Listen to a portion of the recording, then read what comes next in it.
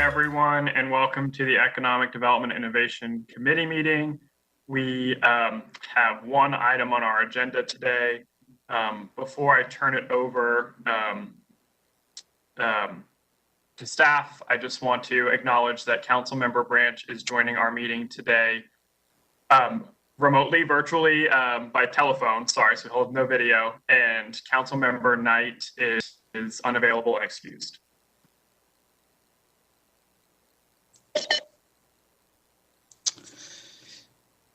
Councilmember Melton.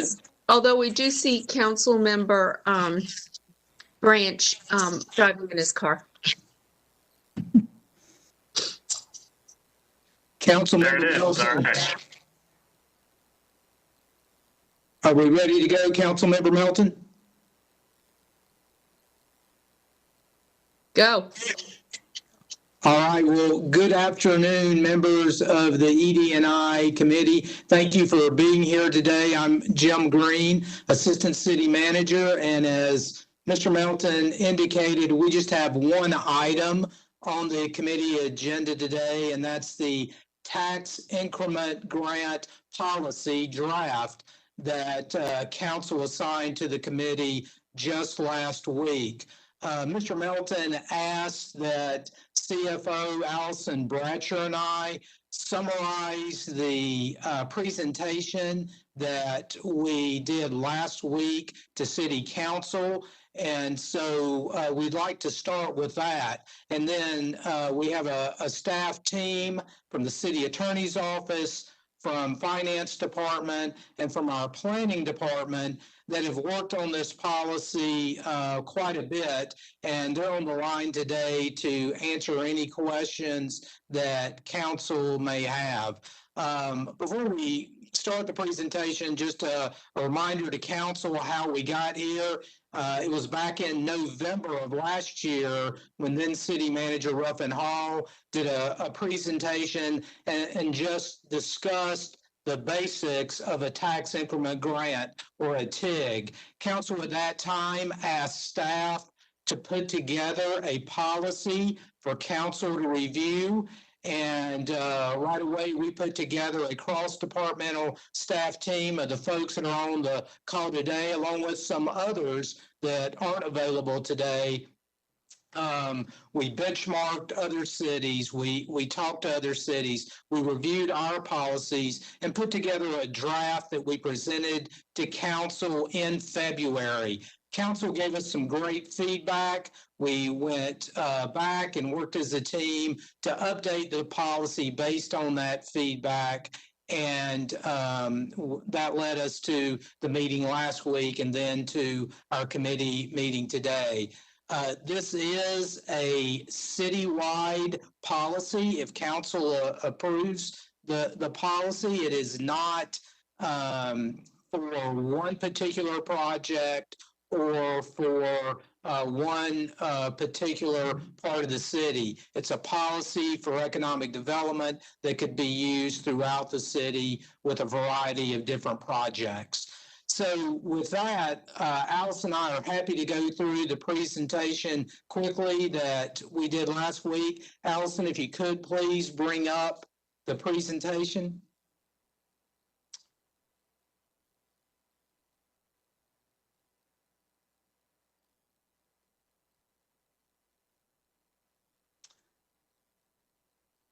Thank you. Can everybody see that okay? We have the next slides and notes appearing, Allison.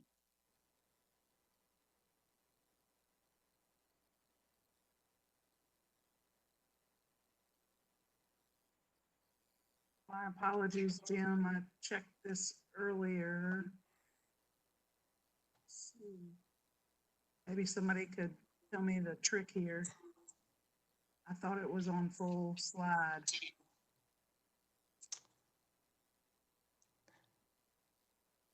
That's okay. If council can see that, we can go ahead and get started. Mayor, council members, can you see that okay? Yeah, we can see it and it's fine. Okay, great. So just going through this and hitting the highlights, you remember that tax increment grant, or TIG, is a generally approved tool for economic development by the General Assembly. And if council wants to approve this, it would just be another tool in our economic development toolkit, not a tool that could be used for every project, but under certain circumstances and conditions, and we'll get through those with some of the future slides. Next slide, please.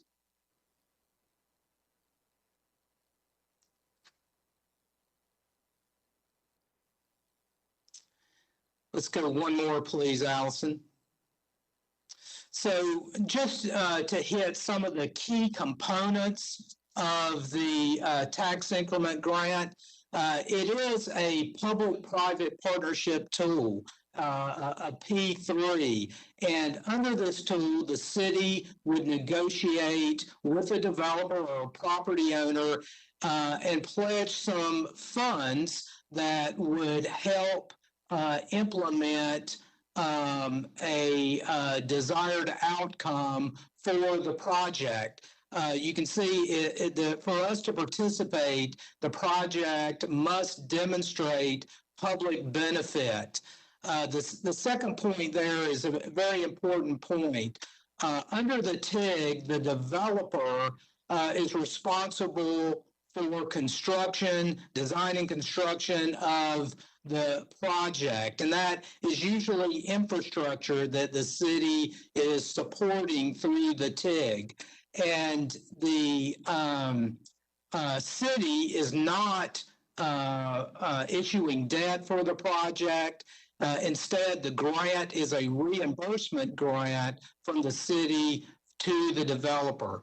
The grant could be for full or partial funding on that reimbursement basis, and it is based on a defined area and a specific percentage of the new incremental property tax from the project, and it's over a specified time period.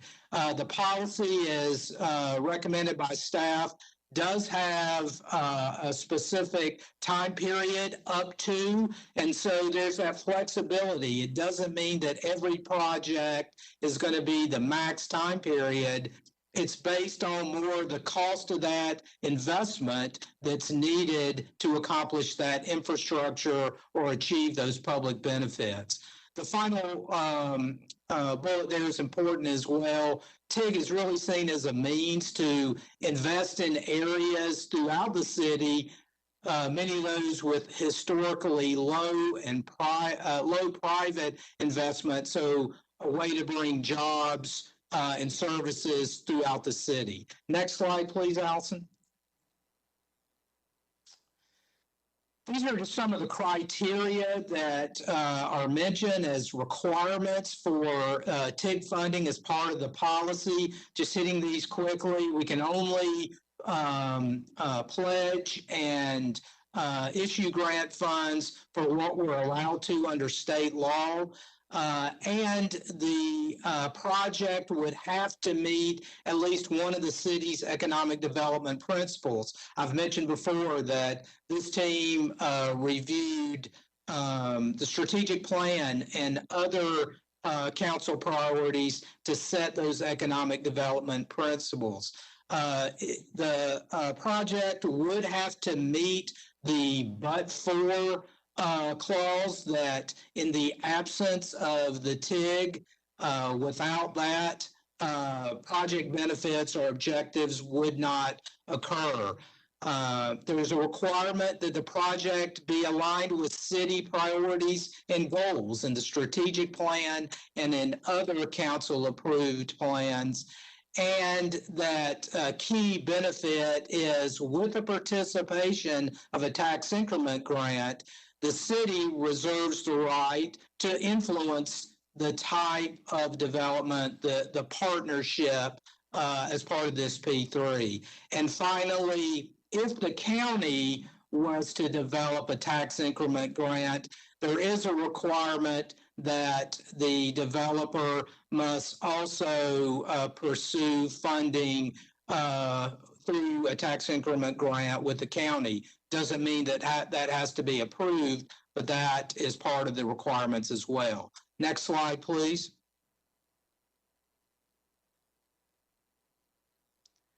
The feedback we got from council in February was really good and really focused on these 5 areas.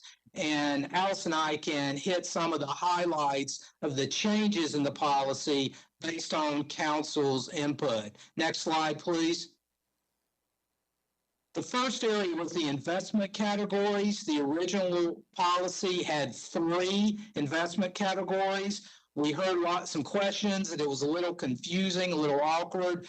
So we worked to consolidate now we have the 2 categories. The first category being that infrastructure facilities category. Again, many times tax increment grants are funding these assets, and they don't have to be publicly owned. They could be publicly or privately owned, but we can combine those because of the similarity between those 2 categories. The other category, the public benefits category, has been a priority for council, and that still exists, but that is not a standalone category. Some of the things that we've heard as part of public benefits, state law doesn't necessarily allow us to fund those. So the public benefits category would still have to be in conjunction with the other category. Next slide, please.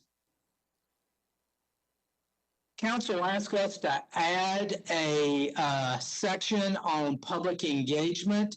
The policy initially required a public hearing. That's not required by law, but it would be a requirement as part of the policy. So a public hearing while council deliberates on a tax increment grant, so council can get that input, ideas, can hear the concerns from the community. That is still a requirement. In addition, we went back and looked at each of those investment categories. Many times in the infrastructure category, the city is looking to use a TIG to fund some type of infrastructure or asset that has already had a planning process that had an engagement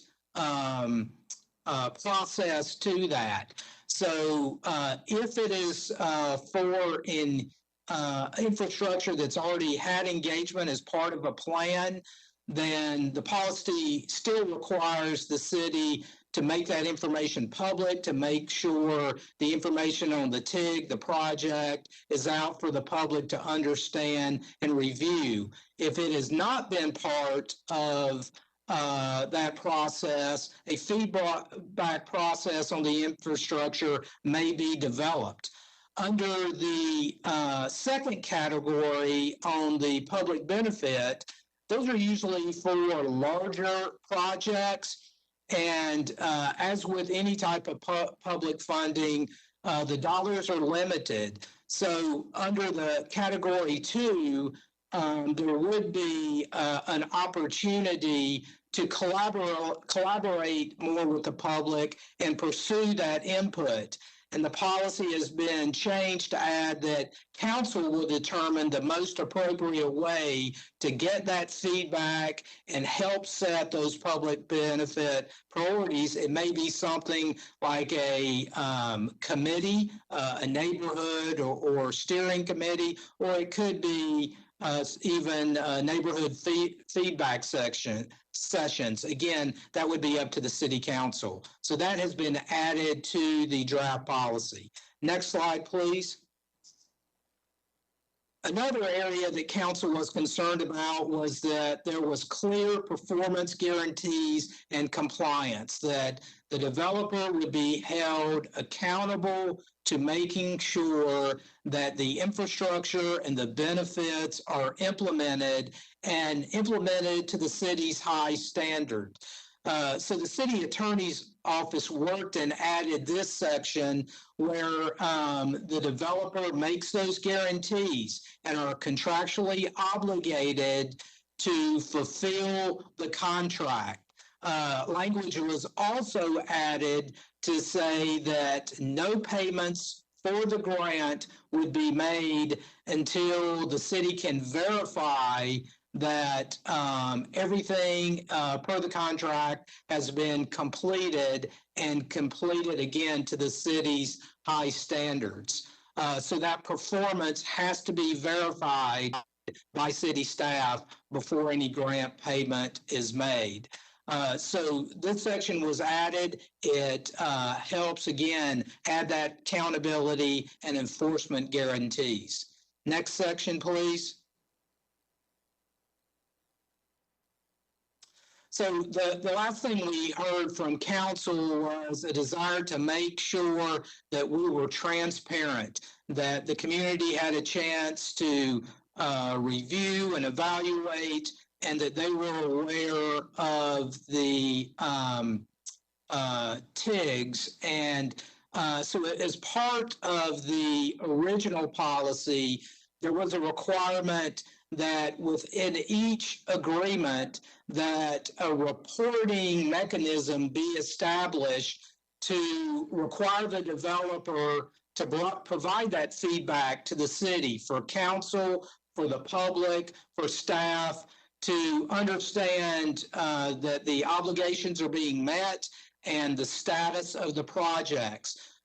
So that required reporting mechanism is still a part of the agreement. In addition, for further transparency, we've added the requirement that the city in the annual budget document will provide information on all approved TIGs to make sure that, again, the community has that full understanding and that we're being fully transparent. In the middle box there were questions about the recapture term. The recapture term and the language in the policy, if the law, state law requires the conditions of the agreement have a recapture term for the city to get the funding back, then we're going to make sure we're compliant with state law, obviously. But we've added language too that the city, with council's direction, may determine that for a given project, the recapture terms are necessary, and those can be added. Usually under TIGs, since it is a reimbursement grant, it's only paid after the property taxes are paid and after all of the contractual obligations are verified. That gives the city a lot of leverage and a lot of control. So usually a recapture requirement is not needed. However, the agreement does allow us to add that. Next slide. So before Allison goes through some of the financial examples, I just wanted to give you kind of a high-level overview of how the process works. Now, this is really a simple 8-box presentation of a process that could take years to go through before the city pays out a grant. But we would start typically with staff negotiating with the developer the terms and what the TIG would support. I mentioned the public engagement. That could be a part of this as well, as I described earlier. There would be a public hearing required for all projects as council considers the TIG to get that feedback from the public. And then council ultimately approves the term and the grant amount.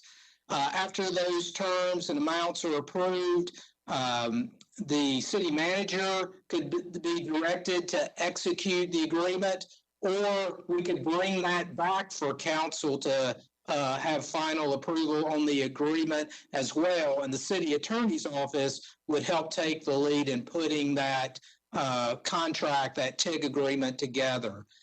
After that agreement is executed, the policy allows for 18 months before the project is started, but it could take years before the project is actually completed. And then the developer would be required to pay those property taxes. And then the city would validate everything, all the performance, all the expectations and contractual obligations have been met before the final rocks that the city would pay out that approved grant payment to the developer. So it is a lengthy process, a lot of steps in that process for staff to review, for the public to be aware, and to make sure the city is receiving what is expected and obligated under contract. So with that, Allison, I'll turn it over to you to go through some of the numbers and give us some examples. Yeah, good afternoon. Can you hear me okay? Yes. Great. All right, so just quickly, these are the financial terms that are included in the draft policy. There's a couple of keys here. The first is that the city will pledge a % of the incremental property tax value generated by the property. Now, this is clearly from the TIG's perspective that this would be new revenue that's into the city that otherwise would not be a source for the city. There are two priority areas of inside and outside, with the outside priority area being up to 50% and up to 10 years. And inside the priority area is up to 75% and up to 15 years. And the key here is that the terms are up to, which allows for a cost benefit analysis to be considered for each project.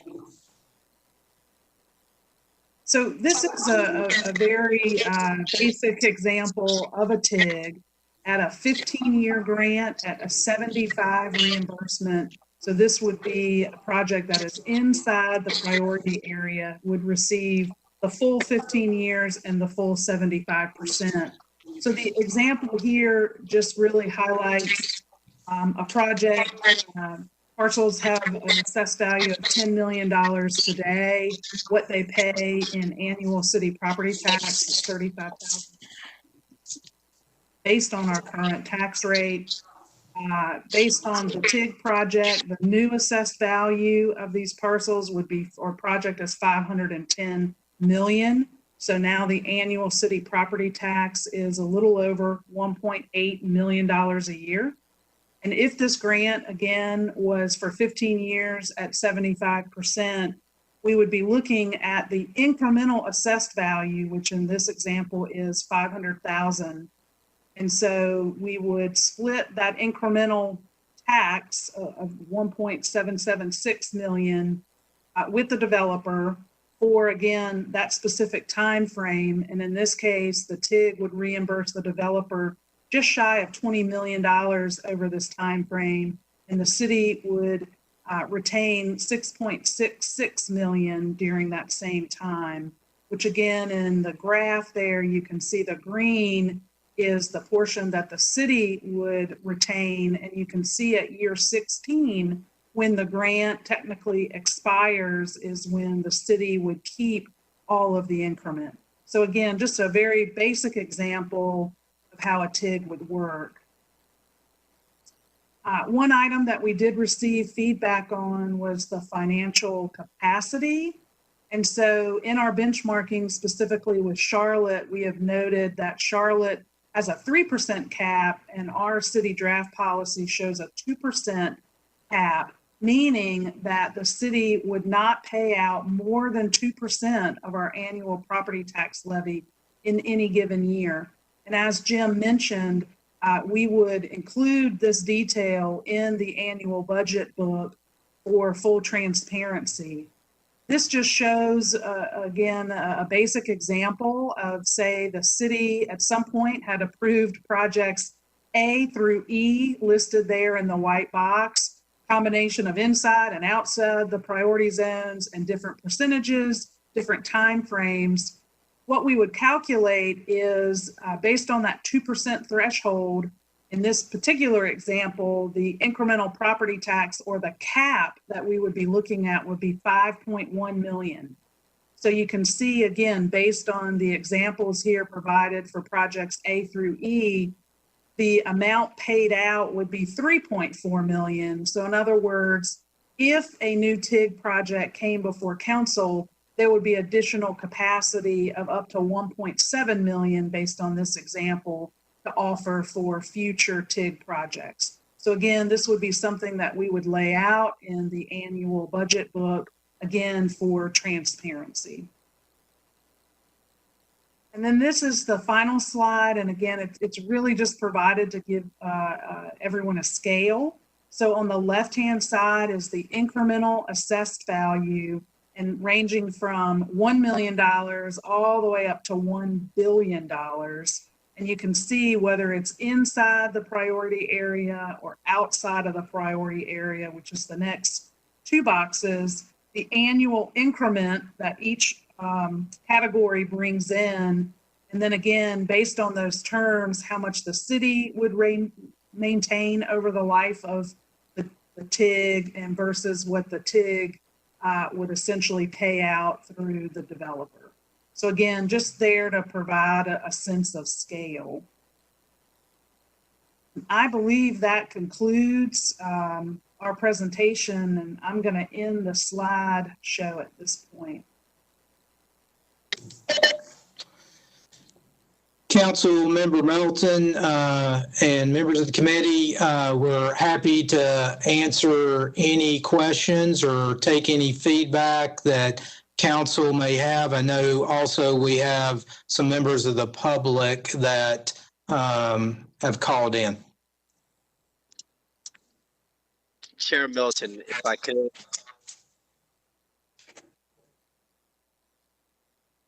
I just a quick comment. I just want to thank staff. The presentation, it's the same one from the other day, and I think a lot of questions that are probably remaining really won't be answered until we get an applicant and we go through the process. So I definitely want to thank you all for the work you've done on putting the draft together so that we can, we have a starting point. And that's how I see this, as a starting point.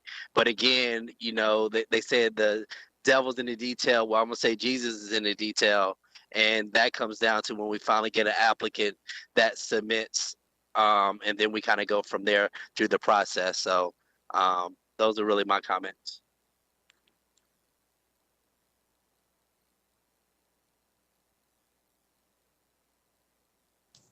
Councilmember Melton, you're muted.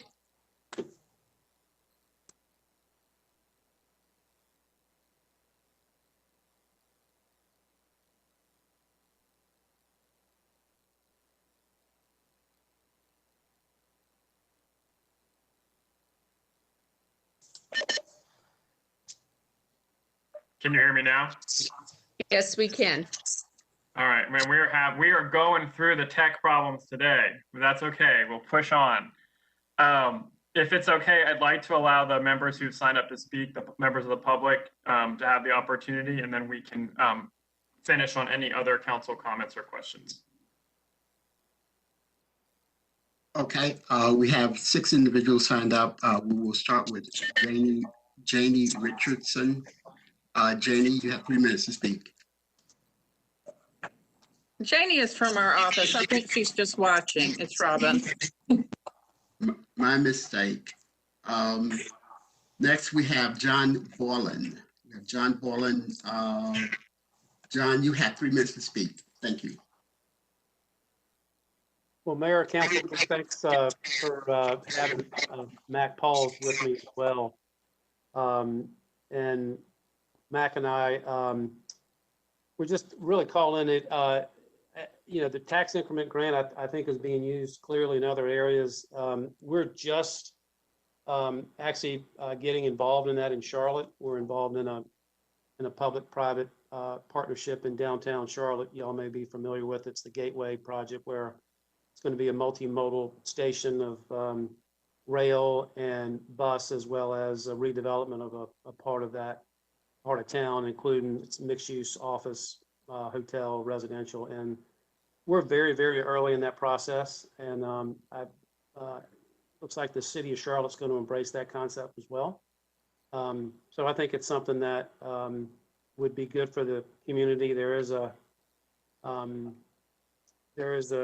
question, I know, is a project that we're working on here in Raleigh that will have a proposed pedestrian bridge that I think may, based on some conversations that have been had,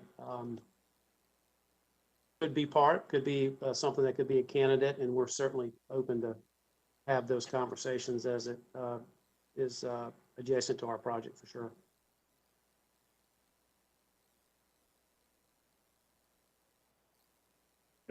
Thank you very much.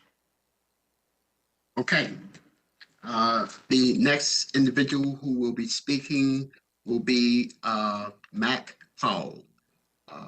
You have 3 minutes, please. Good afternoon. This is Mack Powell. As John said, we're working together on the North Side project at Midtown near the Beltline. I just want to make a brief comment and maybe a question. I don't know if staff can address it. North Carolina has very few financing tools, unlike most other states. I'm glad the city is looking at this now. I've worked with some other communities in North Carolina with TIG and seen it contribute significantly to public infrastructure. It is a good supplement to the few other tools we have, like a special assessment district, which just is not nearly as robust in terms of public financing. My main question is just how this policy relates, if at all, to the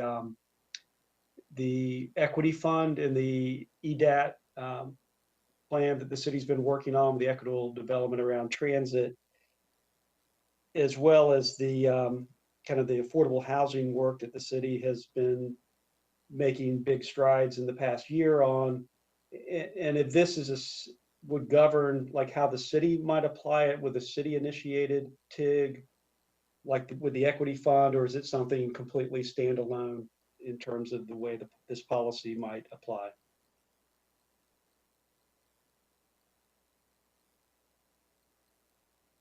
That's a really good question. Does staff have an answer? Have you thought about that? Mayor, and thank you, Mr. Paul, for that question. I'll share some thoughts, and then I know our city attorney staff is on the line as well. We are working on an equity fund. I mentioned that in an earlier presentation as part of our transit-oriented development process. The equity fund, just like the tax increment grant, is another tool in the city's toolkit. With the tax increment grant, there's no guarantee of funding. Each project is reviewed on its own merits. Most of the tax increment projects typically is a negotiation process between the city and the developer. The developer typically brings those projects and makes application for the TIG, and the city reviews that. But that doesn't mean there could not be an opportunity for the city to evaluate a TIG with a developer and initiate that as well. We're working on the equity fund and see that as another tool. And in some cases, a TIG may not be appropriate. There are tools through affordable housing. If the public policy outcome that the city has prioritized for a particular development or area is affordable housing, it may be the equity fund or a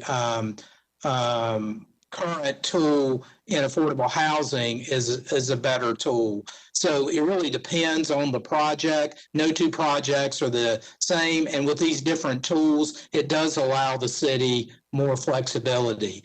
I'll see if Brandon or Robin have anything to add. I know they've been working on the equity fund as well. Yeah, I would just add from a legal perspective, the concept of the equity fund that staff have been talking about is not inherently in conflict with what's proposed in the TIG policy. I think I'll jump to Allison's point and just make the point that obviously the tax increment only exists once. And so every bite that comes out of it, there's less to spread around. But I think the primary difference is that the equity fund, as it's been discussed, would be more of an annual appropriations tool geared towards putting funding into a specific geographic area around a project, or as they've talked about it, the BRT lines. But that can coexist so long as dollars are available with the TIG. Okay, thank you. Who do we have next? The next speaker we have is Michael Burch. Michael, you have 3 minutes. Thank you, Mr. Melt, members of the committee. Michael Burch with Longleaf Law Partners, here to speak kind of on the policy generally, not necessarily related to any one specific project, but wanted to first speak in support of the adoption of this policy as one more tool in the city's toolbox to assist the city in achieving the city's goals more quickly and with less risk to the public. The city often adopts these area plans or other vision documents where through public engagement and input, publics identify desired public improvements. This is often in areas where the redevelopment is only starting to occur or where the city wants to drive private investment. But many of these desired improvements could take years if we just wait on public funding. But the TIG could really facilitate a partnership with private investment where private investment can deliver those public benefits, those public realm enhancements much sooner.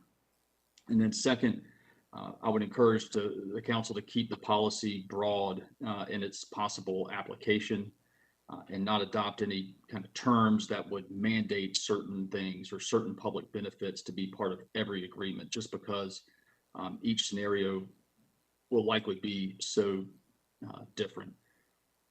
For instance, it may be too limiting to require, say, affordable housing in every development, particularly where you have an office developer coming forward and approaching the city to use a TIG on enhanced street infrastructure.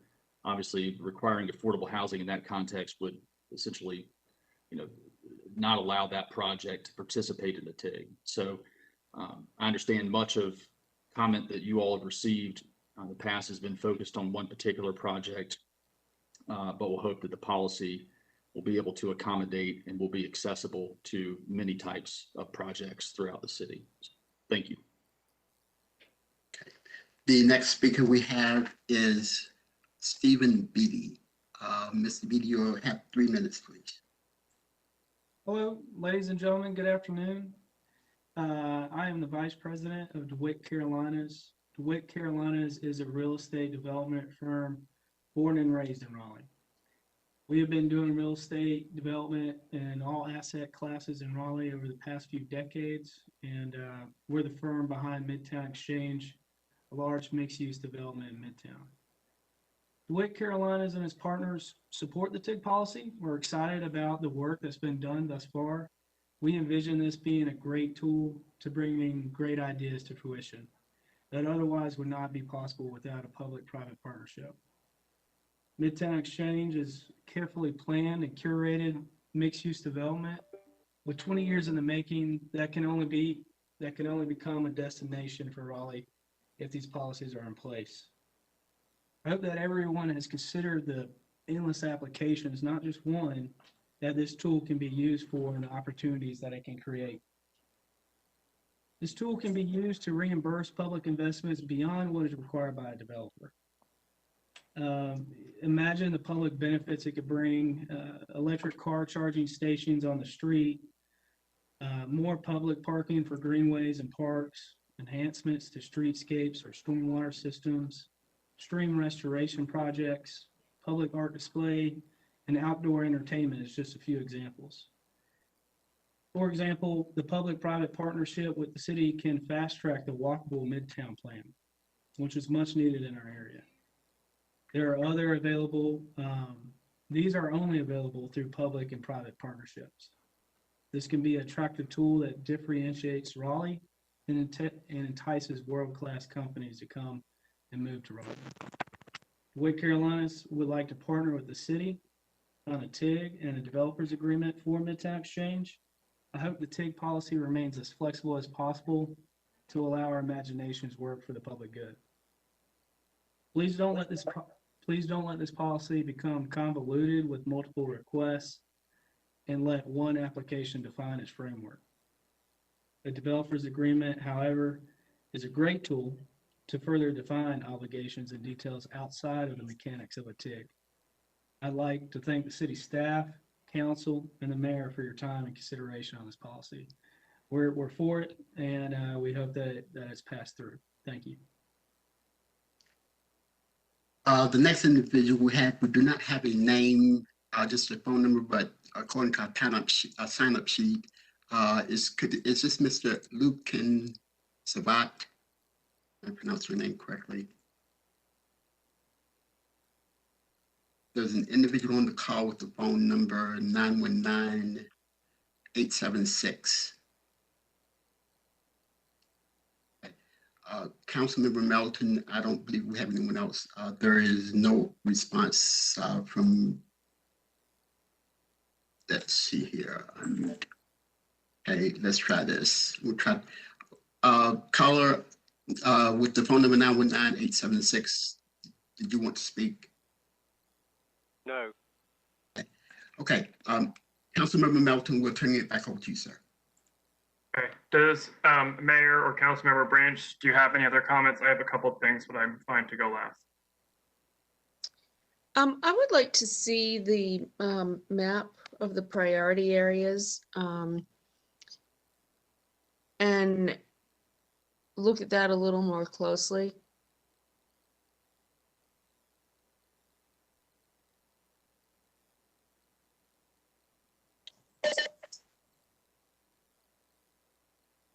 Brandon, do you have that? I think you had that last time to bring up. No, I'm sorry, I don't have that available. Ken may have that if he's on. I'm sorry.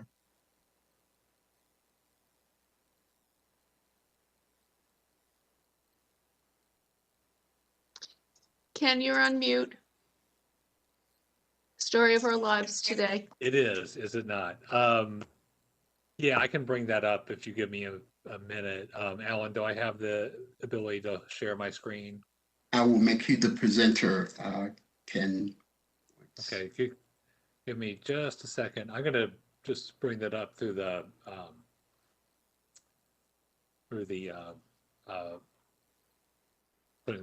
putting it up from the comprehensive plan. If you need a minute, I can offer my comments. They're not anything that needs follow-up, I don't think, directly. Why don't you go, Councilmember Melton? Yeah, I wanted to, Mr. Burch said something that I think was really important about how this is a tool that could provide benefits and be helpful to the city that doesn't provide much risk to the public. And I think that that education component on the TIG is something that we really need to work on.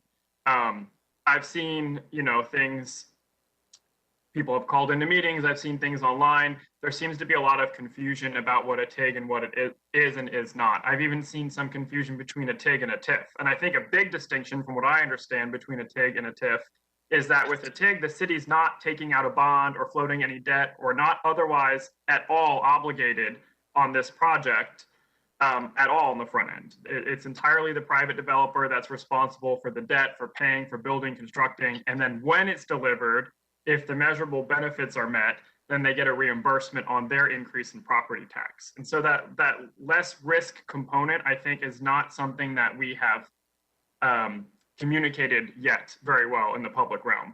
And the other piece of it is this idea that our existing tax base, we're going to take a chunk of that out and give it to a private developer. And that is almost the opposite of what a TIG does, because a TIG is about new tax revenue. So this is all the money we have in our tax base for the year, let's give some of it to a developer. This is if someone builds something that provides a public benefit, and if that wouldn't happen without this partnership, when the new tax revenue starts flowing in, a new income stream, they get a rebate on their portion to cover the tax increase on their property. And I think that's really important too. And so those are two things that I really think we need to be putting out there as much as possible. I mentioned this, I think, to Mr. Green, but the video that Planning and Development did, or someone did, for the missing middle housing text change, I thought that was so well done, using examples and explaining things that seem foreign or scary in very simple terms. And I think we need to do that with this policy. And so whatever we can do to explain a one-pager, a video, something, I think that's going to be an important component. Mr. Melton, thank you for that feedback. And yes, we're working with our communications department on a one-pager along with a potential video. I think you're aware we've already set up a link for the tax increment grant policy and have our presentations and the draft policy memos and other information under that convenient link on our webpage. But we will continue to make sure that we're educating, communicating with the community, and are working on the one-pager and video. Thank you for that feedback. So this is Ken. I am ready to put up the map if everyone's ready. Yes, thank you. So this is the current version of the map that's in the city's comprehensive plan. Areas that are part of the priority areas for economic development are shown in the bluish shading on this map. Ken, I'm not seeing the map. The map's not up. It looks like the memo is up. Huh. Well, that's interesting because that is a draft Dix Edge affordable housing white paper. Okay, Yeah. Well, that's not good. Let me see if I can get a different. Let me see if I can get a different thing up. Huh. All right, hold on a second here. Mayor, you are correct. I don't know what it is today, but technology challenges throughout. Yep, it's been a day. All right, if this does not work, I'm going to close every other window. Are you seeing a map now, or are you still seeing the same No, thing? still seeing the same thing. That's really weird because my screen is showing the map. So I'm going to close all these other windows so that they cannot be shown. And hopefully that will take care of the problem. Although the Dix Edge draft memo is of interest. Let's see here.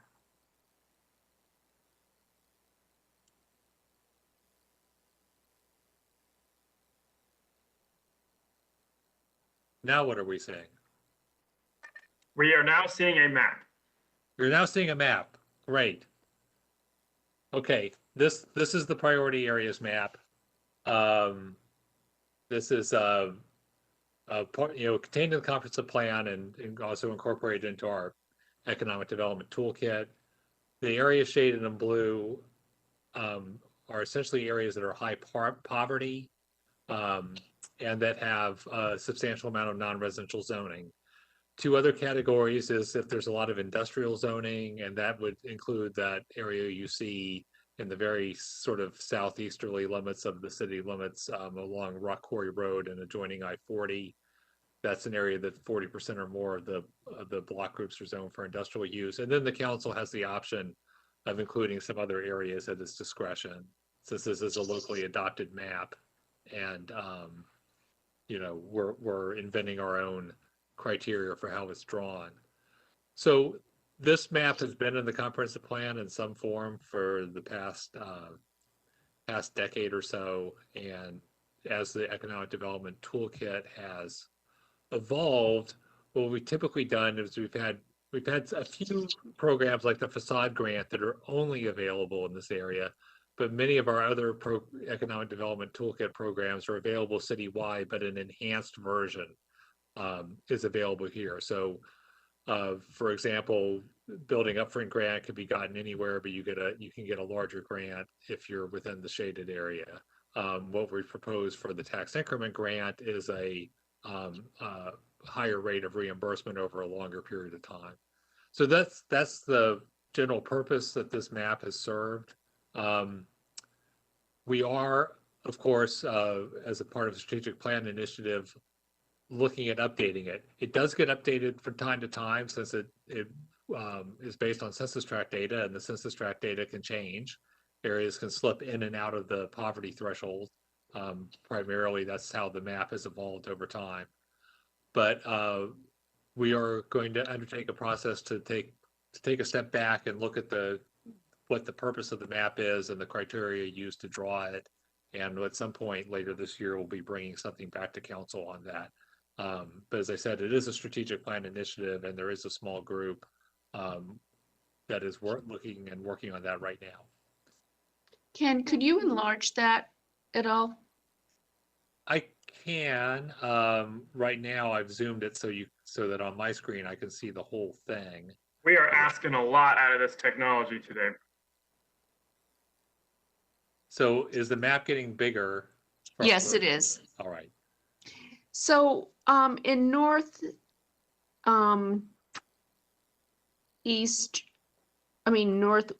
Raleigh, Yes. Leesville Road area up by 540, what part of the city is that? Well, that is an area along Westgate and elsewhere where there's a lot of industrial zoning. You know, it's north of the airport, and most of that's inside the 540 loop, although some of it's in kind of the Briar Creek area, the sort of where Briar Creek is built, you know, where that development pattern is on the north side of Highway 70. But I believe that area was included mostly because of the prevalence of industrial zoning within the block groups. Okay, and then, let me see. Even with my glasses, I'm having trouble reading this. The mini city area, is that included in this? Yeah, the commercial areas sort of surrounding mini city, the census tract that kind of defines mini city, which is one of the highest poverty census tracts in Raleigh, located between US 1 and US 401 and Spring Forest Road, you know, is mostly residential zoning. And so that's why that tract itself is not in the priority area. The large areas of commercial zoning that surround it are in the area. And let me see, I'm trying to tell the Tower Shopping Center property, is that in there? It is. That would be located here between 440 and Trawick Road. Okay, and then the pedestrian bridge that we had some folks reference, is that in a priority area? It would depend on the precise location, but essentially the block group that's south of 440 along Six Forks, which would include at least one portion of that bridge, is definitely in the area. And then depending on where it landed on the north side of 440, it may or may not be in that area, but it is possible. I would have to know with more precision the location of the bridge. I think the answer is that both ends of the bridge are in the area, but at least one end of the bridge would be in the area, and that could cause it to qualify. I don't know if my cursor shows up on the screen or not, but this is Wake Forest Road here. And of course, the bulk of the DeWitt development, which is closer to Wake Forest Road than it is to Six Forks, may be in that area. Okay. Could you scroll up a little more? To go further north? No, south. Okay, here we go, yes. Okay, so the area east of Rock Quarry Road, that is, it's just more, I'm just trying to get an idea here for what our priority areas encompass. Right. So off of Jones Sausage Road and near that interchange, there's the city's economic development arms have long marketed an industrial area called the Eagle Crest site. And there are some users out there, including the Pepsi bottling plant, but there's a lot of. Okay, that's kind of what I was wondering. It's the only certified industrial site that I know of in the city of Raleigh. And so that's long been a priority for economic development. Okay. All right, that answers my questions. Okay, So this is fluid though, and will be updated with the new census. yes, it would be updated with the new census because the key part of this is defined by the poverty rate in the tract. And so that's always changing with new census data releases. And then again, the working group that's been put together for the strategic plan initiative may propose a more significant change in how the map is, what categories are used to draw the map. But that process obviously is still, I don't know the outcome of it yet. And it would obviously be a council decision to change the framework for producing this map. Okay. All right, that was one question I had. Then the other question I had relates to community engagement. Okay, can I take this map down? Yes. Just that. Yes. So the community engagement piece, you talk about two options. And I think what I want to make sure we're doing is for the larger projects that the engagement takes place along the way and not after. Right. Similar to what we discussed for Downtown South, was we would pull together a steering committee. It's a group that will bring forward comments, whatnot, but it happens before a TIG is adopted. And I'm not sure how it's positioned in here clearly states that. Yeah, understood. If there's need for some additional refinements, we kind of look at it as, I think, Jim ably described it. If the only thing being funded is the infrastructure, and the infrastructure is already identified in an adopted plan, that means there's already been a public process. The city's made a commitment to build this thing, and the only question is when are you going to do it, and how are you going to finance it? So the TIG is a tool for financing it, and the when is defined by this is a propitious time because there's a development project nearby that can take this on as part of its overall project. If it's a piece of infrastructure which isn't in a plan or has never really been publicly discussed, then the question sort of before the public is, should we go beyond what's on an adopted plan to do this thing because we hadn't thought of it or planned for it, but it's a desirable outcome, and here's an opportunity, we should take advantage of the opportunity. The third category is when we're in category 2 of benefits and we're talking about community benefits. Obviously, the amount of stuff that could be financed out of a TIG grant is limited, because of the city's tax rate is low. And the potential list of community benefits the community might be interested in is long. And so that means that priorities have to be set because you only be able to finance some subset of that. And I think it was implicit in what we've set forth that at that level of participation, which is the highest level of participation, you would need the community input in order to define what of this long list of benefits, what are the highest priorities to try to fund with the TIG agreement. And so it would have to be front loaded because you couldn't execute a TIG agreement until you knew the answer to the question, which is what does the community place the highest value on in terms of benefits to be obtained through this agreement. Yeah, could we spell that out in more detail? Just make sure we're spelling it out in more detail, that it's upfront, it's proactive, whatnot. Yes. Okay, the way you just described it, Ken, was perfect. Thank you. Okay. Anything else from Mayor or Councilmember Branch?